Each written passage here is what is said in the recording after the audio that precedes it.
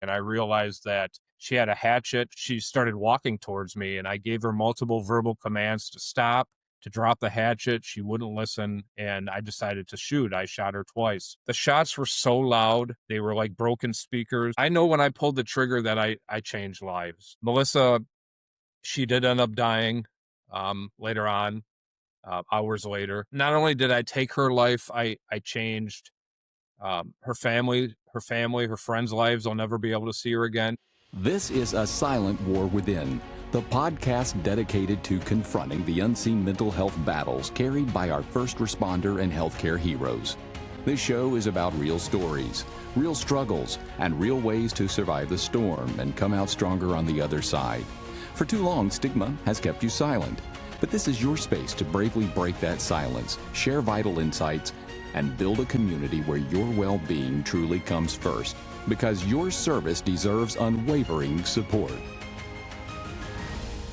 Well, welcome to A Silent War Within. Once again, we are here with Michaela, our co-host. Michaela, how are you today? Oh, wonderful, Kevin. Thank you for asking. And we have a very special guest today, Adam Meyers. Adam, the first part of the show will be kind of you telling us your story. Adam reached out to us some months ago when we very first started the podcast. He was one of the first people to reach out to us when he saw us and gave us the very long version of his story. And it was so interesting to read, and we were so captured by it. That's when Kim was helping us. Of course, everybody knows Kim's life just kind of got so busy. She had to cut something. And this was just one of those things that she still helps us from time to time in the background, but not as much active on the on-screen part. So Michaela got the job, if you will, for co-host. But Adam reached out to us some time ago, and his story is amazing. So Adam, tell us about your story, your background, where you come from, what you did for work, all those things, how this first responder thing relates to you, and just give us the whole layout. I love people's stories. That's one of the things I love the most about the show. So the floor is all yours, sir. Sounds good. Thanks, Kevin. Thanks, Michaela. I'm Adam Meyers. I've been a police officer for almost 24 years in Wisconsin. On Friday, April 8th, 2016, I was involved in a critical incident when I used deadly force on someone who armed themselves with a hatchet inside our Walmart store. Now, I was sitting at the police department working on a retail theft report when I was dispatched to Walmart. And initially, the call came out as a 911 hang-up call. And it was a non-emergent call. Once dispatch reached out to the people who called, they advised dispatch that they were chaperoning somebody who was a patient at a mental health facility and that they were out on a good behavior pass. And it's my understanding that before they went to Walmart, they went to a local fast food restaurant, had something to eat, and then went over to Walmart. And when they told this person, her name was Melissa, when they told Melissa it was time to leave, she refused to leave and went back into the sporting goods and ripped open a hatchet from the packaging and then began threatening customers, following customers around the store. So they dispatched me. And like I said, it was a non-emergent call. I just grabbed my laptop. I walked out of the back of the police department, jumped in my squad car and started driving to Walmart. And Walmart was probably about a mile and a half away from the police department. It was a non-emergent response initially. I just started driving there, regular speed, and everything was okay. Now, dispatch kept the chaperone on the line and kind of gave me the play-by-play as to, what was going on with Melissa inside Walmart, and it became more and more emergent. The chaperone told the dispatcher that she was trying to remove a knife from the packaging. That's what they initially said. It was a knife. Not that a knife would have been any less threatening, but initially that's what everybody thought it was going to be, and that she was in possession of a knife and threatening. So when I heard that, then I turned on to my emergency lights and sirens, stepped my speed up, and lights and sirens towards Walmart. Now, if you're familiar with Walmart, a lot of Walmarts are set up the same way. There is an auto center entrance, and then there's two main entrances, a general merchandise entrance and a grocery entrance. Well, initially, she was at the back of the store in sporting goods. So I thought, if I respond through the auto center, I can try to meet her back there and kind of keep her back in the sporting goods section away from everybody else and kind of, stop the threat back there and avoid any kind of, harm to customers or anything like that. But while I was responding, dispatch said that she was walking towards the front of the store. So what I decided to do was I parked right in front of the general merchandise entrance. When I pulled into the parking lot, it was a Friday at 5:15 p.m. There was hundreds of people in the store. a lot of people in the parking lot, but nobody would get out of the way. I'm pulling in the parking lot and everybody's kind of like, "Ooh, look at that police car. What's going on?" And I'm thinking, "Will you please move? There's an emergency in the store." And what I did was I parked in front of the general merchandise entrance and I turned my sirens off, but I left my red and blue lights going because I wanted to alert people who may have been parking and then deciding to use that entrance that maybe I shouldn't go in that door. And I exited my squad car. I drew my weapon because I didn't know where she was. I knew she was walking towards the front of the store. She wasn't inside the vestibule. I went into the store. There was a man and woman there, and I asked them, "Where is she?" And they pointed down to the health and beauty and the lawn and garden departments, which is like a main intersection. I ran down there and I made contact with Melissa, and her back was facing towards me. And I could see that she was kind of making a chopping motion to some merchandise that was on a pallet. And I identified myself, gave her some verbal commands. That's when she turned and faced me. And I realized that she had a hatchet. She didn't have a knife. And she started walking towards me. And I gave her multiple verbal commands to stop, to drop the hatchet. She wouldn't listen, and I decided to shoot. I shot her twice. The shots were so loud, they were like broken speakers. Shooting a gun outside is one thing, but when you're inside a building, that's a whole different thing. And I know when I pulled the trigger that I changed lives. Melissa, she did end up dying later on, hours later. But not only did I take her life, I changed her family, her friends' lives. I'll never be able to see her again. She had a 6-year-old daughter at the time. I changed my life. I changed the lives of the witnesses. There was about 12 witnesses that witnessed the shooting, and even people over in the complete opposite side of Walmart who may have heard the gunshots. Now they all kind of have a story. Hey, I was at Walmart on a Friday and the cop shot somebody. The first thing I remember after pulling the trigger was, the only way I can describe it is it kind of sounded like this. It kind of sounded like, and then everything was crystal clear again. I remember looking to my right and seeing these brightly colored beach towels on an end cap. And I remember hearing one of Melissa's chaperones say, "It's the cop. He shot her. He shot her." And it felt like she was right here next to my ear. But later on, I found out she was yards away from me. So I was really tuned in. And after I pulled the trigger, the first thing I did was I got on the radio. I advised dispatch that shots were fired, that police start sending an ambulance. I also looked at the other customers in the area and I said, "Please check yourself. Please check each other," because I wanted to make sure that my rounds only struck Melissa and nobody else. And then there was a Walmart employee and I said, "Please get on the intercom and ask for a doctor or a nurse. And if there's one in the store, please come over and help," and until the ambulance got there. And there just happened to be a nurse in the light bulb aisle around the corner. And she goes, "I'm a nurse." And she came and helped. Later, she said that my verbal commands were so loud when I said, "Drop it." She thought I was yelling at her in the light bulb aisle, and she actually dropped the light bulb. And then she looked around and realized nobody was in the aisle with her. But so after everything was kind of clear for me at Walmart, my field training officer from years ago kind of scooped me up, brought me out of Walmart. And almost immediately upon getting into his squad car, the media was there. And I remember the media coming up to the passenger side window where I was sitting in his squad car, and they said something. I don't remember exactly what they said. I didn't speak with them. But after that happened, we drove to the police department, and I was sitting in a conference room, and everything seemed surreal. Knew what I had just done. I knew I did the right thing. Still to this day, I know I did the right thing. I didn't second guess myself at all. But once everything was done at the police department, the Professional Police Association showed up, attorneys showed up for the village and for the police association and asked me a fean questions. And then I was cleared to go home. And I did have a take-home squad car because I lived in that community and I was still in uniform. They had taken my gun. I mean, that's normal protocol. And once they said I could go home, I'm like, okay. And I walked out the back of the police department and jumped in my squad car. And I drove home without a gun. I don't remember the drive home. I could probably tell you what route I probably took, but I don't remember. It was just all a blur.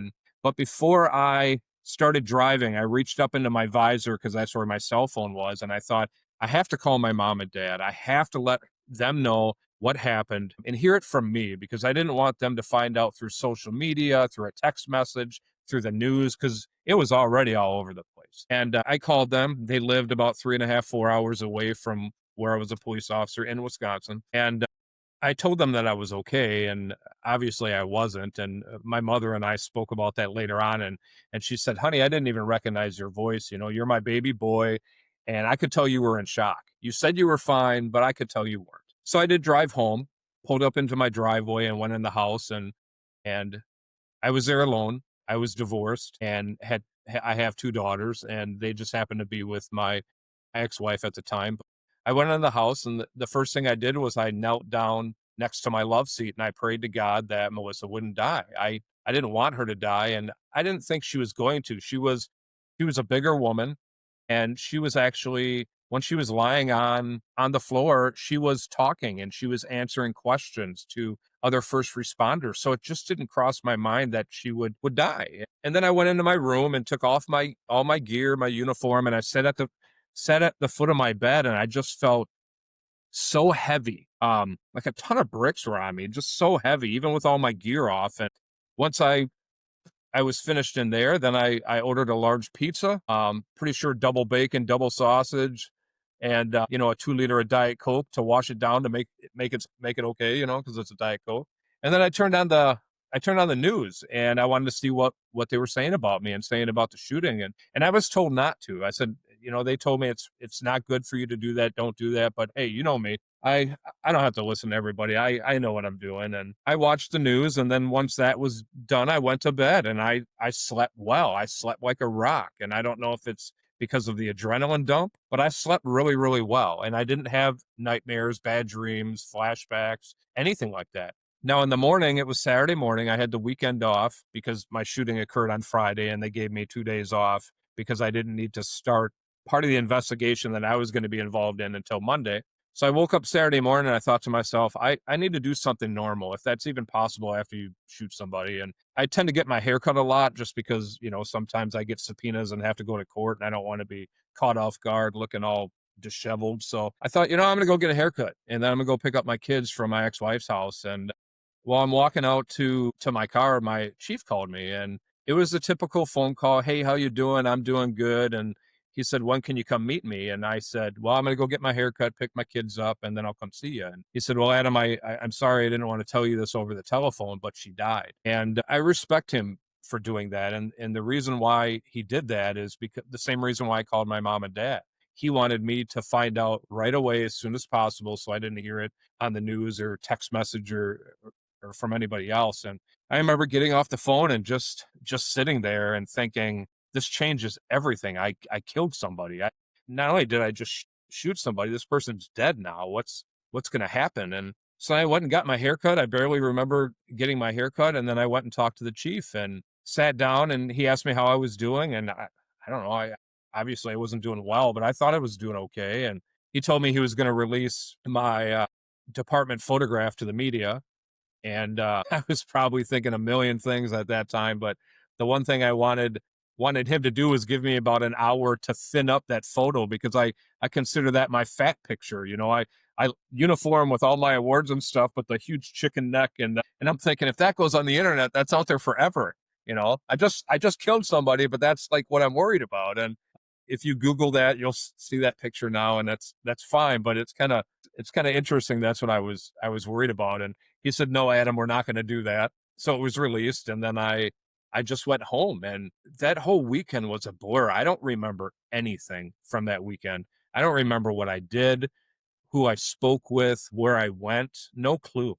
But then Monday came. Monday is when I had to meet with the investigators at the sheriff's department. And I was really nervous driving to the sheriff's department because I started wondering, what if the videos in Walmart and the dispatch and the 911 calls, what if it doesn't jive with what I remember? Then I'm screwed. And for some reason, I thought I heard somebody say that we didn't have video of the shooting. And I'm like, that doesn't make any sense. But that kind of stuck with me until I got to the sheriff's office, and there was an investigator, and he said something, and he wasn't being a smart aleck or sarcastic or anything like that. I think it's just the way I took it. But once we started getting ready and going up to the conference room to kind of start the investigation, he said, "Oh, we got video." And I'm thinking, what does that mean? The way he said it, it just got me really nervous. And once we got up there and started going over things, it was exactly how I remember. There was a lot that I don't remember, and I watch video and I'm like, that's me on video doing what I was trained to do. but I have no recollection of that at all. Even to this day, I don't remember. And they say that's part of your brain protecting you. I don't get all of that, but um, and then I went on a 30-day administrative leave, and while I was investigated, and ultimately I went back to work after about 30 days. I was cleared from the shooting from the district attorney's office. It was a justified shoot, self-defense. A lot of people don't know that when you're a police officer and you're being investigated, you are considered a suspect until you're cleared. And I saw my name, suspect Adam A. Meyers, and I was like, wow. But I knew I did the right thing. I've always known I did the right thing. I didn't worry about not going back to work. I knew I was going to go back to work and I wanted to. Looking back now, I think maybe I went back too soon, but that's easy to look back on things and think differently. That's pretty much the kind of the short story of my critical incident. So after the critical incident and you had this period of shock, so you mentioned you went back too early. You gave us all the details from the actual critical incident. What happens past that? What does post shooting Adam back at work look like? I was ready to go. I wanted to go back to work. I remember, I want to say maybe within the first couple weeks, I remember leaning up to some filing cabinets and talking to a sergeant. And he even told me, he goes, you could be done right now if you don't want to be a cop anymore. You could say this is too much for you. And I'm thinking, no, I love being a cop. That's all I've ever wanted to do. I'm working. I was really hyper vigilant, more than ever before. Really tuned in. I wear a tactical vest here with different patches. I actually have another patch that says hypervigilance. I was really hypervigilant. I was really tuned in. I was always thinking, what if, what if? I was running more license plates, looking for people with warrants. I just wanted to do it more than ever before. But then I started poorly coping and suffering in silence and poorly coping with my mental health. I slowly started doing that on my administrative leave. But I was doing well. I was doing well at work. A year after my shooting, I was promoted to detective, the first detective in the history of the police department. But with that came cumulative stress. I mean, I continued to go to Mhm. other critical incidents, other homicides and suicides and fatal crashes and you name it. And then on top of my poor coping, I was dealing with all this other stuff too. And since I was the only detective, I was going to almost everything. So you really strike me as a kind of a man's man, or I hate this phrase, but a cop's cop. Like you seem like you were really involved with the law enforcement side of it and really enjoyed being there. Love it.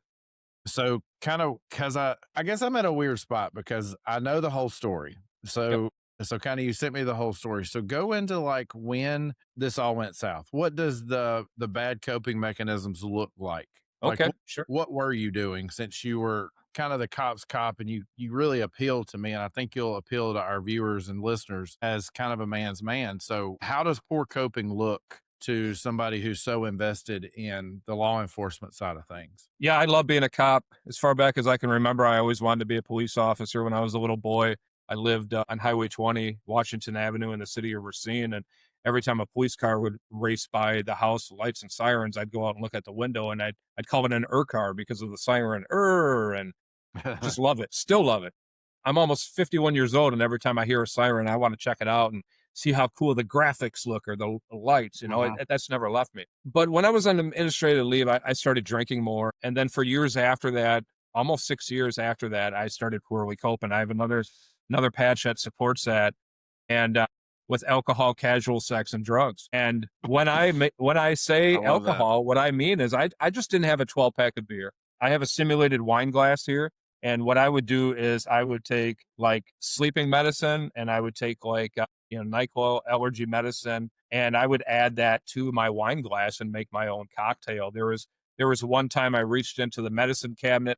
I pulled out some prescription medicine to my oldest daughter, Sydney. She had a cold, a cough, and it had codeine in it. So I added that to my wine glass and I was like, this is great. It makes you feel all warm and fuzzy and just sleep the day away.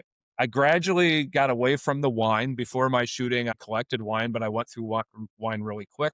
And then I got into liquor. And what I mean by that is I have a 750 milliliter bottle of vodka. It's just like, I don't know, $5, $6. And what I would do is I would drink that in 30 minutes or less. I wouldn't make a mixed drink. I'd put Wow. it over ice or drink right from, the bottle with some chips or some other junk food or whatever. And I was a complete drunk. I'd sleep the day away. no matter what social event that I would go to, I would consume alcohol. I would stop by a gas station that was probably about 5 minutes away from my house. And I would buy these cinnamon whiskey bottles. They're like 2, 3 shots a bottle. I'd buy 2 or 3 of these.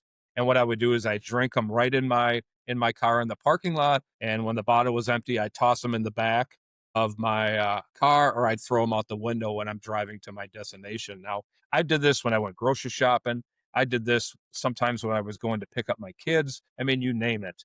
And I would rationalize that it would take about 30 minutes for the alcohol to kick in. And then by Mhm. then I'd be wherever I'm supposed to be. But that's wrong. That was just how I justified doing it. And I'm very lucky that I didn't crash, hurt myself, hurt somebody else, kill somebody, get arrested for drunk driving. But I didn't care. And when I talk about casual sex, I would meet women online strictly for sex. It was mutually agreed that we'd have sex, and sometimes in 30 minutes or less, we'd be having sex. And I kind of had a routine when I knew a woman would come over to my house. I have like an energy drink. I'd drink an energy drink, and then I would have 2 of these little vodka bottles, because the energy drink would give me energy. The vodka would kind of, loosen me up and get rid of my inhibitions. And then what I also would do is I would buy special condoms that would desensitize the sexual feeling so the sex would last longer. Sex is great. It's wonderful. It's playful. To me, it's something that you share with somebody that you love, that you care about, that you're Mhm. committed to. But that's not what this was. This was just to feel good. And I remember there was one time that I'm laying in bed with a woman after we had sex, and I'm thinking, you got to stop this, Adam. You got to knock this off, because it's all this isn't working for you. And I started not liking myself. And, I was even worried that what if I catch an STD? What if I get a woman pregnant? But even that wasn't enough for me to stop. And it took me years to slow that down and to stop. When I talk about drugs, I just don't talk about, illegal drugs like I mentioned earlier, the prescription drugs or over the counter drugs. I would abuse those. Sometimes I would take a handful of sleeping medicine just because I didn't want to do anything in a day and sleep the day away. But I tried marijuana for the first time. And a lot of people are like, it's just pot. It's no big deal. But to me, it is. And it Mhm. was, because all my life I wanted to be a cop. All my life I did what I thought was necessary to not get in trouble, to not get arrested, to, stick to those good morals and the good ethics. But after my shooting, I just didn't care. I tried smoking marijuana multiple times. I've tried marijuana gummies, and um, it was just very self-destructive behavior, dangerous behavior. I have another patch here, and we talk about suicide, and that's the real deal right there. You can't come back from that. And I Mhm. also have a complete plastic replica of my duty weapon. There's no working parts, but this was my duty weapon and still is. I'm a police officer now, but this is a replica of my duty weapon at the time of my shooting. And when I was drinking and excessively, I would put my gun to my head at least a dozen times. What I would do is I'd remove the magazine, I'd clear the chamber to get the round out, and then I'd put the barrel to my temple and pull the trigger because I wanted to hear that metallic click. And at the time, I never thought, you know what, forget it, I'm done, I want to kill myself. But then when I look back, after I got healthy and I look back, why did I do that? There's no other reason. Mhm. There's no other reason. It must have been some kind of pre-planning. I don't know. And then what really scares me is how many times did I do that when I was so blackout drunk that I don't remember? And what if I would have forgot to clear take the magazine, clear the chamber? Then I would have died by suicide. There were many times I didn't want to go to work. A lot of times I would just tell my chief, because my chief was very supportive, that I just can't come to work. But, after a while, I felt like I was running out of those reasons not to go to work. So I would construct lies. And one of the things that I did was I intentionally injured myself. I have a crescent wrench here. I hit my left knee multiple times to cause redness, abrasion, bruising, and enough so if you look at my knee, you're like, oh yeah, something happened, that must hurt. And then I went into urgent care, the emergency room, talked to the nurses and doctors, and I lied. I said that I fell down the steps out my back door and hit my knee on a manhole cover that covered the septic tank. And they did x-rays on me. They gave me pain meds. They gave me crutches. They gave me a doctor's excuse. And I did this because I didn't want to work the week of 4th of July, because that started becoming triggering for me. So instead of just going into my chief, the one who always supported me, and telling him, Chief, I don't get it. Something's off. I just can't work. I lied.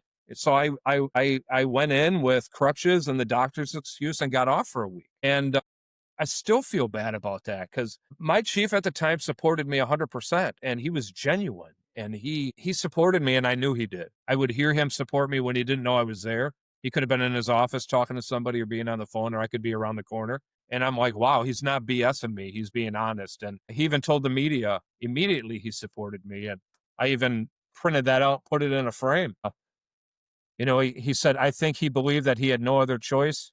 Said of Meyers, who is on administrative leave, I support him. And he almost immediately told this to the media. And I had that on my desk for years because when you're having a crappy job, when you're at work and you're having a crappy day, especially because of what I went through, and your chief or your boss supports you, that means everything. And you don't see that much. You don't hear that much.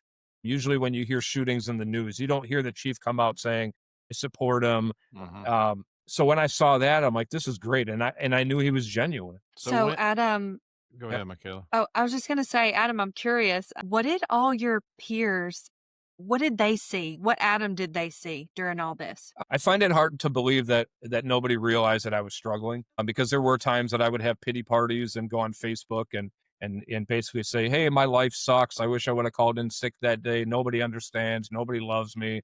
This kind of stuff. I even told my pastor to F off one time on Facebook because I was so intoxicated. And my department came and checked on me once or twice at my house as an official call, and so did the sheriff's department. So they knew I was struggling, maybe not to the extent that I share now, but I'm pretty sure they knew. But I went to work and I kept doing the job, and I had been there, for 14 years and never had been disciplined or suspended. I was getting awards. I was getting medals. I was getting citations from state senators. I was doing a great job. So I was still able to do my job. And I think maybe it was just, hey, if Adam needs help, he'll reach out.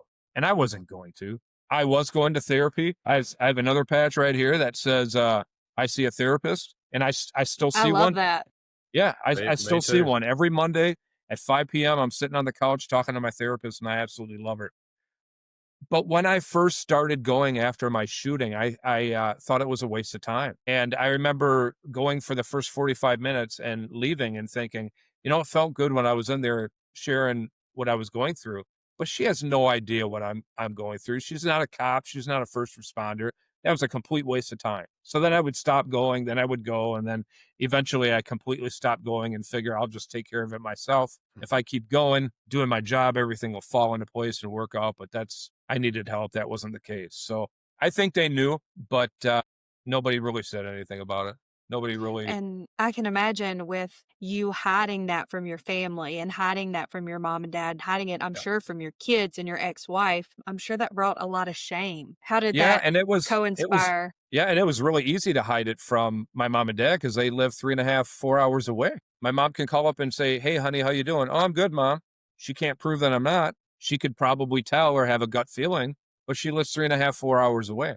And most of my family did. My sister, my mom, my dad, my nieces, other relatives, and they weren't going to come up and check every time they had a gut feeling. So it was really easy to hide it from people. And, my poor coping happened on my days off. So I would pretty much like become a hermit. I would just stay in my house. I'd close all my blinds so you couldn't see in, and I would just drink and if I had to cut the grass, I made sure I knew what errands and what chores I had to do. So the outside of my house looked okay, but on the inside was a complete disaster. And on the inside of me was a complete disaster. I was just about to say that was probably a direct mirror image of what was Yeah, going on inside your body. The outside exactly. looked fine and the inside was crumbling. Oh yeah. So, walk us through what was that moment that you said, was there a time that you said, this has got to stop? Something's got to change? There was. And on December 28th, 2021, I was attending an active shooter training at an elementary school. And I was seated comfortably like I am now. There was probably about 20 or 30 other cops there. And we were all watching a presentation, PowerPoint presentation about different active shooters that happened, across the United States and overseas. I started getting really uncomfortable and really hot and a knot in my stomach. And about a minute passed, I reached up to my forehead and it was drenched in sweat. I had a panic attack. And I don't have any doubt in my mind if I would have raised my hand and said, I can't complete the training, or reached out to one of the men and women that were there that were cops that knew me, it would have been okay. But I think because of that stigma, I think, my first reaction was I have to fight it and I have to hide it. And that's what I decided to do. And I completed the training and then I went on 2 days off. I was a detective at the time, but I had to work uniform patrol on New Year's Eve. And New Year's Eve was a Friday, December 2021. It was a Friday. And I started that shift at 11 a.m., the same time I started my shift the day of my shooting, which was also on a Friday. And sat in my squad car, got all my gear set up, and I said, you know what? Forget it. I'm done. I quit. I ain't doing this no more. And I don't think I wanted to quit being a cop. I think I just wanted to quit coping the way I had been for years because I knew it wasn't working for me. And over the years, I got very lucky. I've been blessed not to get arrested or for drunk driving or anything like that. I was very lucky, and I realized I'm done. And I reached out to a sergeant. He came, sat in a squad with me, and I said, "You need to come with me to the chief because I quit. I ain't doing this no more." And he goes, "Hold up, you're not going to quit. I'll come with you with the chief, and we'll talk to him." And this was a new chief, not the chief that had been with me during the shooting, because he had retired. But I went in there and sat down, spoke with the chief, and I told him I quit. I'm not doing this anymore. And he goes, "Nope, just take some time, think about it, and let me know when you're ready to come back to work or what your decision is." And I think it was I'd say probably about 2 weeks. And I called the chief up and I said, "I'm ready to come back to work." And he goes, "That's great. But the only way that you can come back is you have to have a fitness for duty test, a psychological evaluation." And I was okay with that because I had strong mental health advocate. I had started speaking about mental health 3 years after my shooting, kind of sharing my experience, although I was a huge hypocrite because I was kind of coming off as everything is great while I was still poorly coping the way I was. But I scheduled that appointment, and the day that I'm driving to the clinic, I'm thinking, I'm going to lie. I'm going to lie. I'm going to beat any test they got. I don't need to do this. This is ridiculous. I've already been back to work. I'm fine. And when I got there and I'm sitting in the waiting room, I thought again, and I thought to myself, you know what, Adam, the only way that you're going to get better is you have to be honest. You have to be honest with everything. And I was. And I was unfit for duty. I was diagnosed with major depressive disorder, PTSD, acute stress with dissociative features, and I couldn't go back to work. And I actually have a copy of that evaluation right here. And I remember reading this. I remember going through it page by page, and it was describing me over the years. And I started crying because this was me. This was like answers to what I had been doing over the years and what it all meant. But then I also saw it as this is a gift. Now, what do I got to do to get better? And so I couldn't go back to work. The department psychologist recommended a 6-month short-term disability for me to work on my mental health. And I put in a 90-day leave of absence and I was approved for that. So I started working on my mental health, getting the right kind of mental health. And, sometimes that's difficult for first responders because we put everybody else first. And this time I was putting myself first. And that wasn't easy, but it was important. And I'm glad that I finally did it. And so I was going to therapy 2-3 times a week. I was put on a safety plan because of some suicidal ideations that were found in this evaluation. And I was okay with it. It was kind of just mixed emotions because I had been there for people for many years when they're in crisis, and now it's me. It's not them. Now I'm the one that really needs help. But I'm okay with it. It's a good thing. That's why they exist. And I also received, shortly after being put on that crisis plan, I received a cease and desist order from the police department. The sergeant came out to my house and gave me a cease and desist order to immediately stop speaking about my personal testimonies regarding my mental health, regarding my shooting. And that scared the hell out of me because I had been doing that for years. And now they're basically telling me to shut up about it. And it said if I didn't, that I would get disciplined or I could possibly be terminated. So I shut my website down. I stopped speaking. And then after 90 days, my leave of absence expired. I was called into the chief's office. I had a meeting with him, and he told me that we're not extending your leave of absence. You can either resign or we're terminating you. And I felt abandoned. I thought it over, and I decided not to quit. I said, this is work related. I'm not quitting. And I was terminated. And I remember being escorted out of the chief's office into my detective office, packing up my stuff and carrying it out to my Jeep and pulling out of the driveway or the parking lot of the police department for the last time. And I'm thinking, what next? One challenging thing that I faced when I was on leave of absence is I had no union representation. I was part of the Professional Police Association, which was a separate entity, not a part of the police department, that I had been a part of since 2001 when I first became a cop. And that was all suspended when I went on leave of absence. So I had no representation and I felt alone. And I didn't know what to do. Nobody at the police department reached out to me.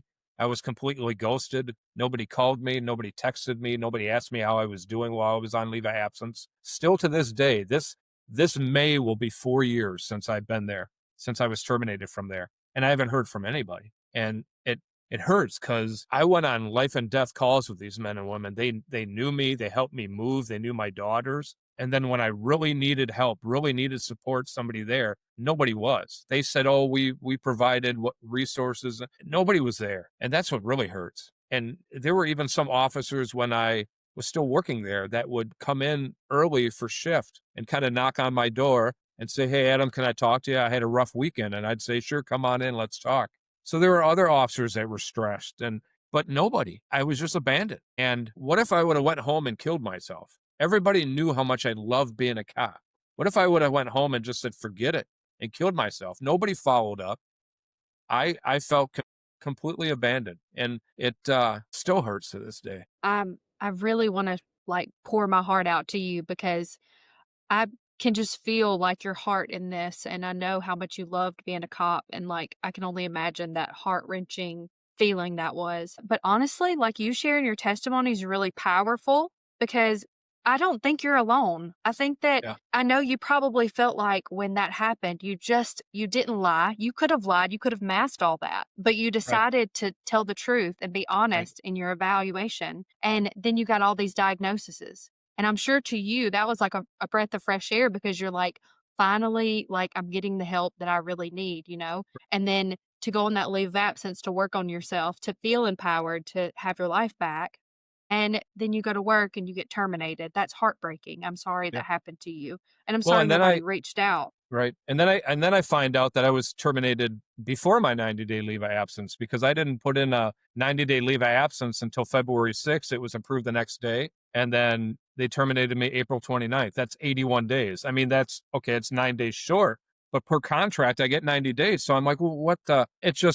It sucks. And what I ended up doing is I ended up moving down 3.5 hours away towards where my sister and parents lived and moved in with my sister and tried to get a job, and it was difficult. I didn't even know if I wanted to be a cop anymore. I knew I'm thinking nobody's going to hire me. They're going to see me and say, this guy's a nut job. We're not taking a risk on him. He's a liability. But I was able to get back into therapy. And a year later, I applied in a police department and was hired and have been a police officer for almost 3 years. And I'm currently a captain at the police department. So it ended up being a blessing in disguise. But there are times that I look back and I think, you know what? I should have never reached out for help. I should have just kept going. But I know I did the right thing because if I would have kept going, I could be dead right now. So And you know, one thing I do want to touch on, I was making a mental note to come back to this. Do you remember when you said that when you initially went back to work right after the shooting, you were yeah, like this over the top cop? You were like having something to prove. You know, yeah, that just that alone, along with all the stress that you were already dealing with, I'm sure that that need to like overexhaust yourself and to show everyone I'm the best cop that there is, I'm sure that only added to the stress that, you know, even though you were doing a good job, that was also causing you to burn out. But and also to piggyback off what Michaela says, yeah, this is what first responders do when we have a critical incident or we have a bad call or you have a horrible house fire if you're a firefighter or a horrible patient as a nurse. Hypervigilance is one of the symptoms of PTSD. oh yeah, And I think that's looked over very, very often when in reality, first responders typically will hinge to that more than anything else. You'll see that symptom arise first before you do anything else. So I think it's interesting that you pointed that out. yeah, So I do want to ask you now that you're a captain at a different department from a leadership standpoint, because captain is a leadership position. So, from a leadership position, how do you keep from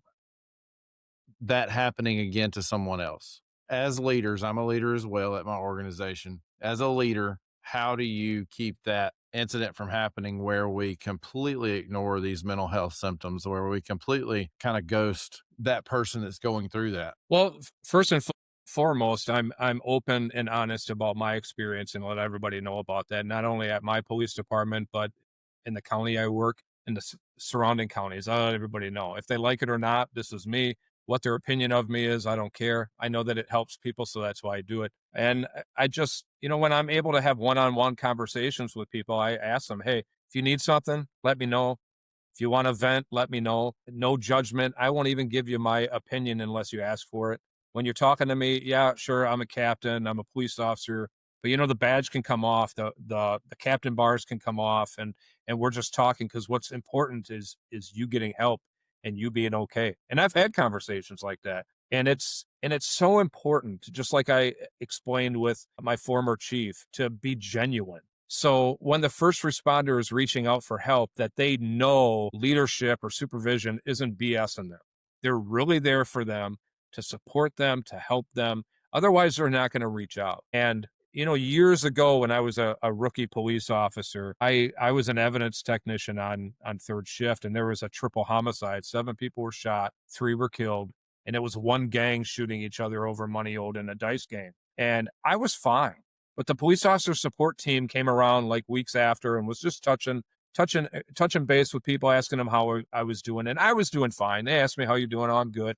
And I really was. But after I've gone through what I've gone through, I look back. If I was struggling, there is no way I would have told them that I was Mhm. struggling. Oh, I'm drinking. I got bad dreams. It's really rough. I wouldn't do that because we work hard to get where we are, and we make good money usually. And we have that job security. And if I reach out, if I think I'm going to lose my job, lose my house, lose my pension, lose my wife, won't be able to see my kids, people are going to think I'm a nut job, a crazy or whatever. I'm going to try to deal with it the way I'm going to try to take care of it myself, just like I did for years. So I think it's important as a leader that you not only say you're going to do that, but you show people that you're going to do that. And it doesn't even have to be at your own police department or your own fire department or your own hospital. It can be in another jurisdiction. It's okay. We all work together. We all get it. We can Mhm. sit down and talk and basically understand each other. But you have to find a way to build that trust, and you absolutely have to be genuine. Otherwise, people won't reach out. They won't. They'll try to take care of it themselves. So And you go ahead, one Michaela. thing I just wanted to add something. What he said something really important. So I think some of the things you were talking about is early detection as well, like Mhm, knowing your people, knowing who's close to you, because mhm. those signs and symptoms, like you expressed, were all inside.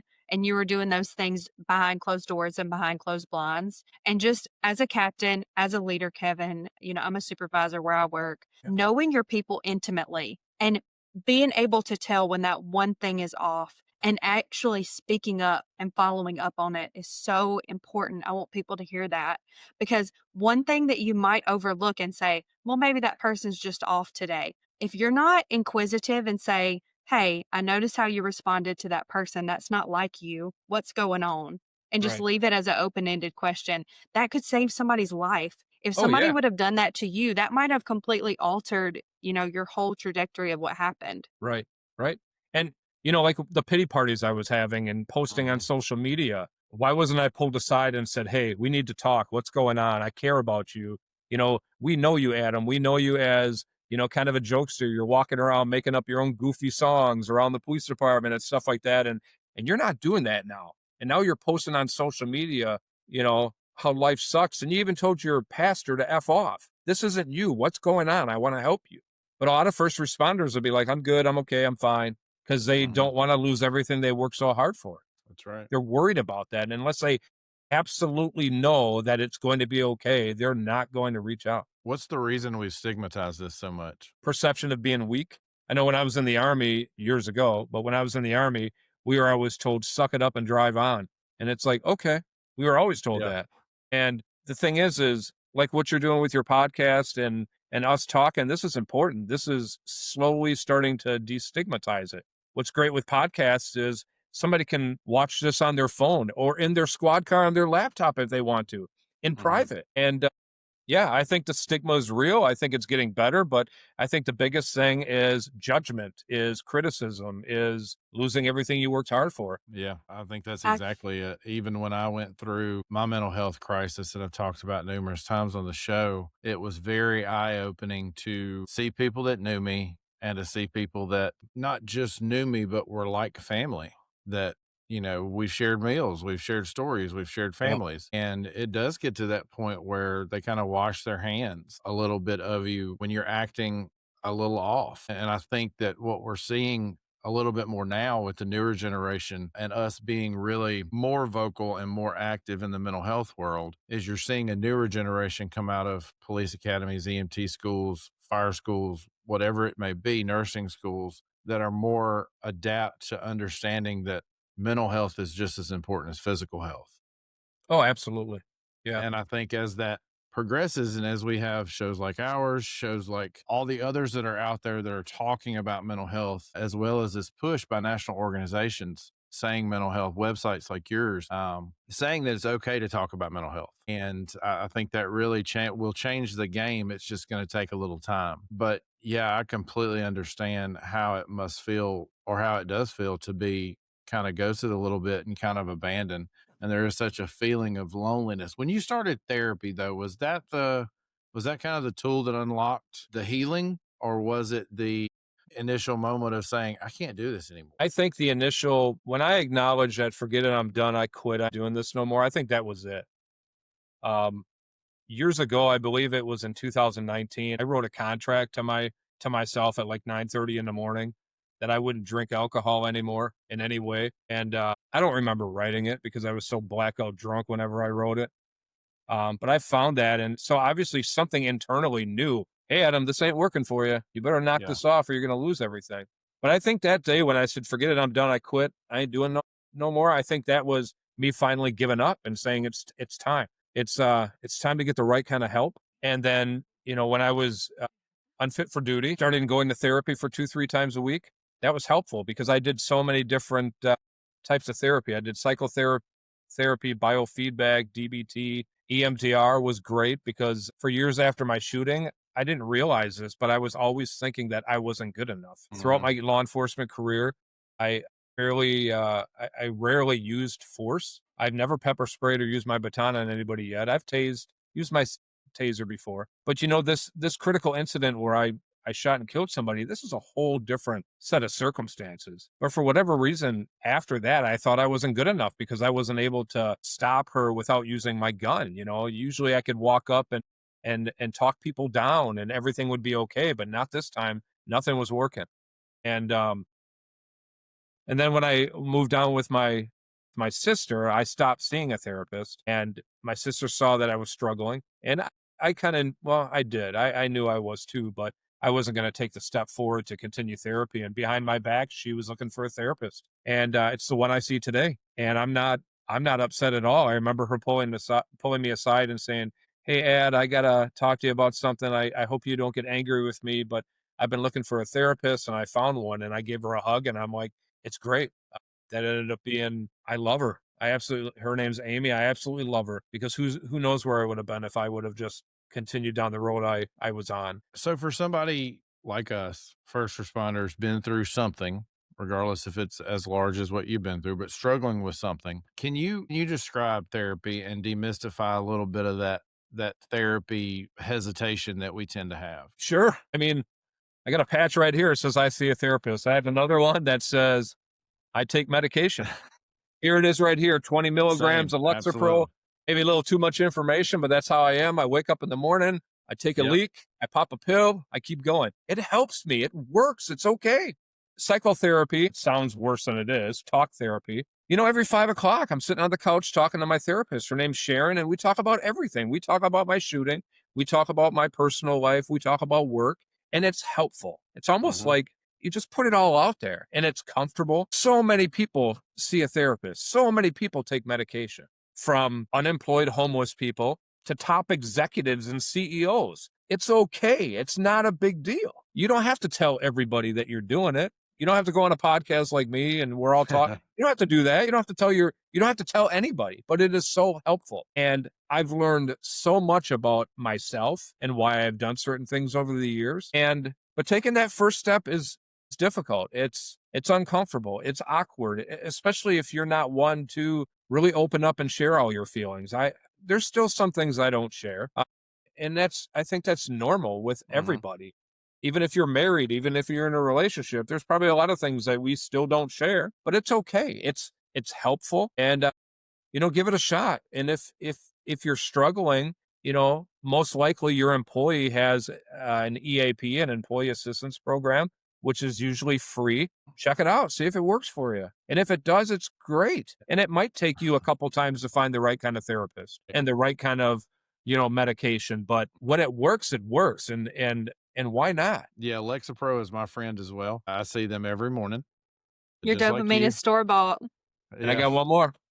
Oh, There it yeah. is. I love that. I need that one. But one of the things that I love about my therapist so much, and I've said this before on the show and to peers and other things, going to a therapist is so, I don't know the right word. It almost revives your soul. And I think part of that is because they don't have any dog in your fight, Right. to pull Right. out a Southern phrase, but they don't know Richard or Lucy or anybody else you may name that you're having problems with or that you're struggling with, or the natural family drama that just tends to happen within families. You can go and vent all that away and get told that's a normal reaction and that's okay. Mhm. It wasn't the right reaction, but that's a normal reaction. And it almost normalizes some of the ways that I feel toward people on a daily basis. It helps me Yep. that they don't know any of those people. I can go out there and share all my business to this Yep. person, and it's a place of no judgment. And that's really refreshing when you're there and you're in it and you're talking about it,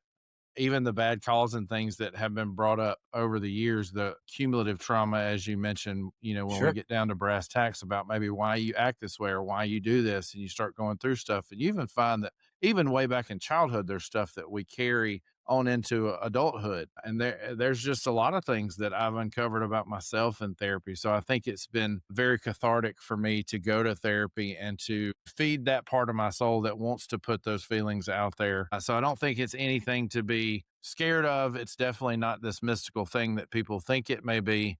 There are clinical tools that actually can help us deal with everyday life. And that's okay that we need therapy. It's okay that we're on medication. Like you said, it's not a big deal. And just like, Kevin, just like we're all first responders and we're professionals at what we do, they're professional at what they do. And I just want to touch on this. I said earlier that my sister found this therapist for me. My therapist can't say anything to my sister. Mm-hmm.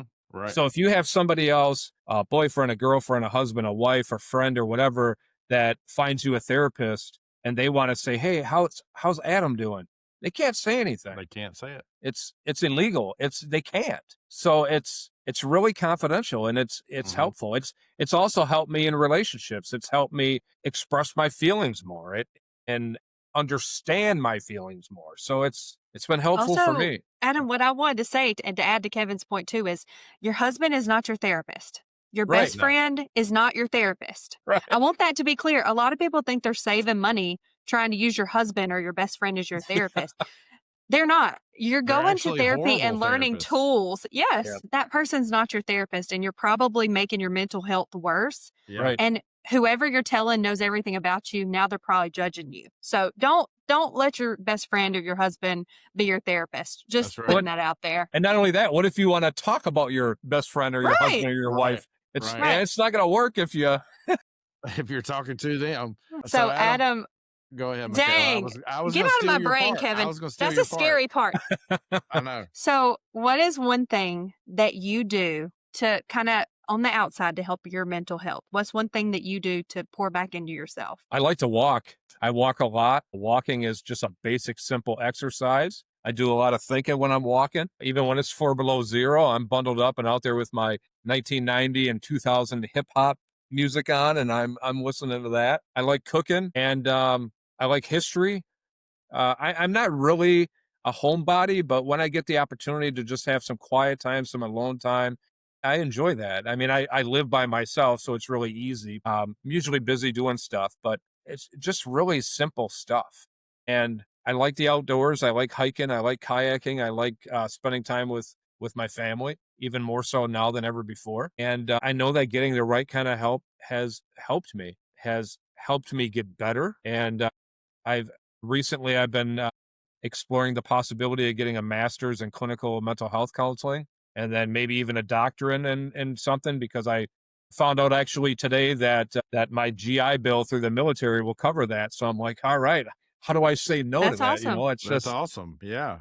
but I also enjoy doing this. I enjoy sharing my experience because I know that it's helpful. And before I do this, I always say a little prayer that please can I just reach at least one person, just one Mhm. person to let them know they're not alone, that they don't Yep. have to suffer in silence, that it's okay. And I get a lot of joy out of doing this, and I appreciate y'all for giving me this opportunity. And Absolutely. Adam, what would you say to former you or someone who is in exactly your shoes, struggling with that silent mental health, that silent war within? What would you say to that person? Listen to people that love you. Listen to people that know what they're talking about. And that's different. That's difficult because I'm hard-headed. I'm stubborn. My mom said, "Yeah, that's the German and the Italian in you or whatever." But while I was struggling, I knew there were people there that loved me and that cared about me. And if I would have reached out for help, they would have been there because they were there the whole time. Just was trying to figure it out myself. So there are professionals out there. There are people out there that want to help you, that love you, that want you to be okay, and not just because they're getting paid for it. They genuinely want to help. When I went back on the road after my shooting, there were strangers that came up to me and gave me hugs and said, "Hey," they recognized me as being the officer, and then they were just like, "We prayed for you. We're glad to see you back." So there are people out there that genuinely want you to be Yep. okay and want to help you. You're not alone. So try to reach out to those people. Try to listen to people that care about you because they want you to be okay. So, Adam, tell us about your website. I'm very interested to hear about how this all started. Sure. I started speaking in 2009, here, there, and little places, just sharing my experience. And in 2020, I established Stop the Threat, Stop the Stigma on Facebook. And then in 2021, I created an LLC just to give it more credibility in the state of Wisconsin. I established Stop the Threat, Stop the Stigma to share my experience in hopes that it'll inspire other police officers and other first responders and military and veterans to speak about their mental health, to reach out, to help other people. And if you go there, there's some resources there. And I had no idea that I would be doing podcasts. I had no idea that I would be writing articles and speaking with people in Germany and Canada and Poland and South Africa, West Africa, you name it. And it's awesome because one of the main things I learned is that no matter where you live in the world, we all struggle with mental health. I Mhm. mean, you could be thousands of miles away in the United Kingdom and we can sit and talk about the same thing. It's great. So I have a website and there are some resources there. My phone number is there, my actual phone number, not a business phone number. So if you want to reach out, text me, call me, leave me a message. I'll do what I can to find resources to help you. And it's just great. It's evolved into something bigger than me. And I truly believe that I went through what I went through because it's God's plan.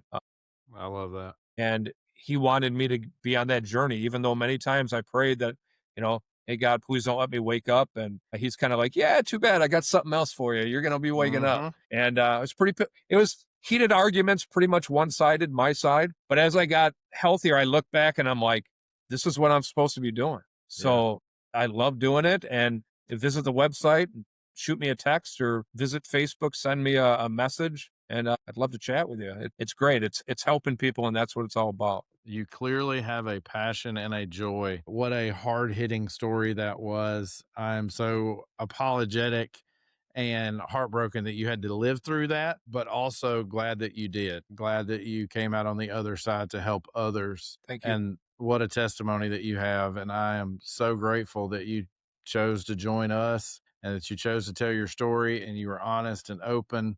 Obviously, we've reached kind of the end, but what an amazing, amazing episode you have given us. So I'm very appreciative to you. Thank you. And for everybody listening, as always, you can check us out on Facebook, TikTok, Instagram, YouTube, our episode stream on Spotify, Apple Podcasts, as well as YouTube. You can watch us there and also get the video version or the audio version on Spotify, which is pretty cool. When I go back and edit episodes, it's really cool to see how we and the guest interact. That's one of the funnest parts of doing a podcast is watching it over again, because you don't realize some of the mannerisms and things that each person has and how we react to each other. It's really interesting to see even the body language and editing. So you can check us out in all those places. You can also go to our website, asilentwarwithin.com. Episodes are also uploaded there, as well as lots of resources, as Adam said. Check out his website. Seems like an awesome, checked it out obviously before the show. Seems like an awesome place to get that assistance and have some resources and really